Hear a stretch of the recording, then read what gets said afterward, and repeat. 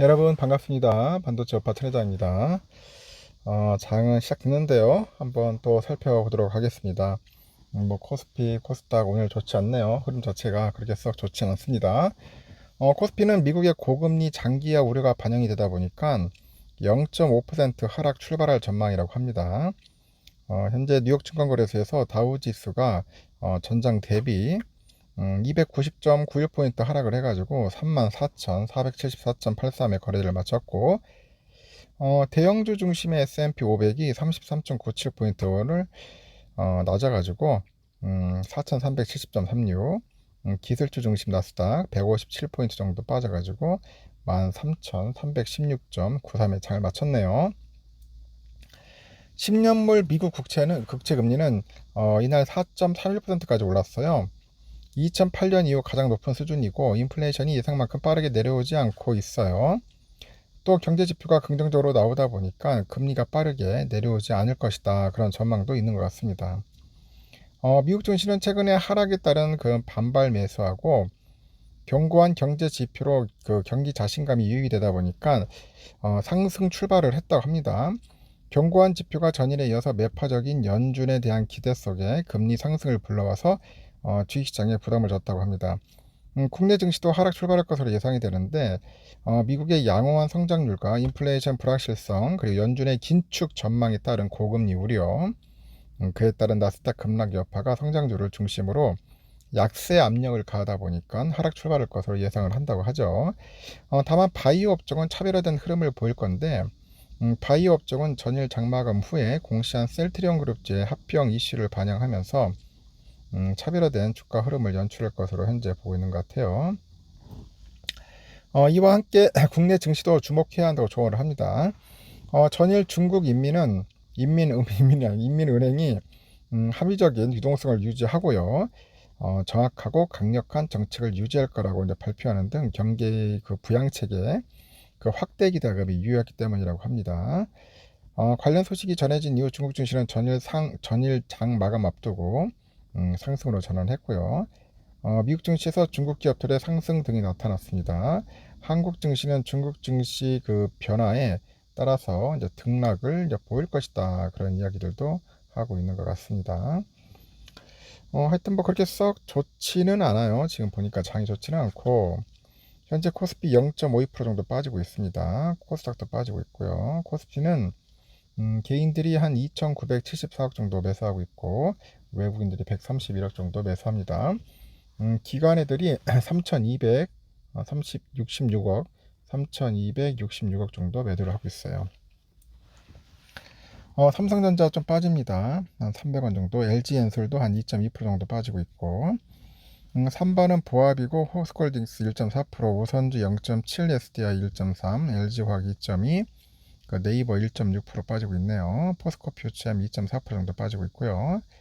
오르는 종목은 하이닉스가 한 1.7% 오르고 있고요.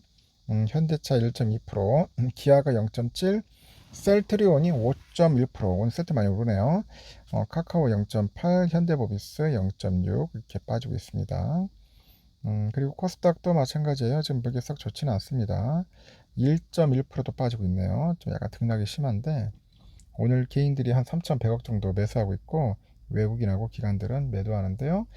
외인들이 한 2,300억 정도 매도를 하고 있습니다. 셀트리온 헬스케어가 7.4%, 파라비스 0.3% 정도 오르고 있고요. HPSP가 5.8, 리노공업이 3.6% 오르고 있네요. 이 와중에 에코프로비아 3.4%, 에코프로 3.6% 빠지네요. LNF 7%. LNF는 오늘 보니까 뭐 증권사에서 또 공매 치려는지 엄청나게 떨어뜨리는 것 같습니다. 응? 목표 주가 하향시키던데. 포스코 DX 7%, JYP 5.9, HLB 0.6, SM 4.1, 셀트리온 제약은 4.6% 빠지고 있습니다. 빠지는 것은 뭐 신나게 빠지고 오른 거 신나게 오르고 있어요. 지금 저 밑에 보면 레인보우 그 로보틱스가 한 5% 빠지고 있네요. 이렇듯 그렇게 썩 좋진 않아요. 지금 코스닥. 일단 오후 시간에 어떤 퍼포먼스를 보일지 모르겠는데 좋진 않고 현재 환율은 1338.40, 한 1.1원 정도 빠지고 있네요. 달러 인덱스 103.32, 0.25% 정도 빠지고 있습니다. 해외는 어떤가 봤더니 중국은 현재 상해 종합은 0.1% 정도 오르고 있고 홍콩 항생 0.77%, 홍콩 H 0.88% 빠지고 있고요.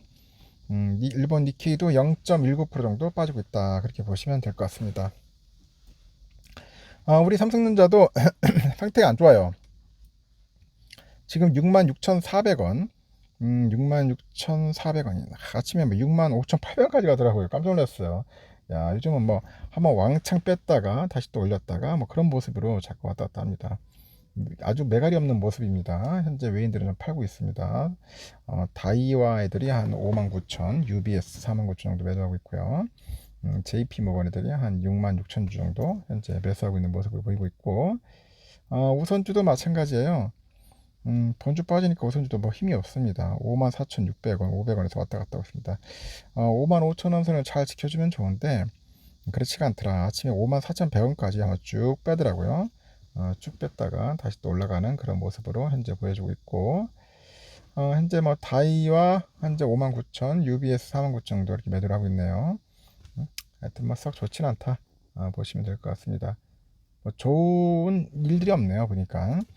외인들이 좀 신나게 사주하는데 외인들도 그렇게 사질 않고요. 좀 약간 맛보기로 좀 사는 것 같으면서도 한 발짝 뒤로 좀 물러나 있는 그런 모습들을 보이고 있습니다. 전체적으로 안 좋다.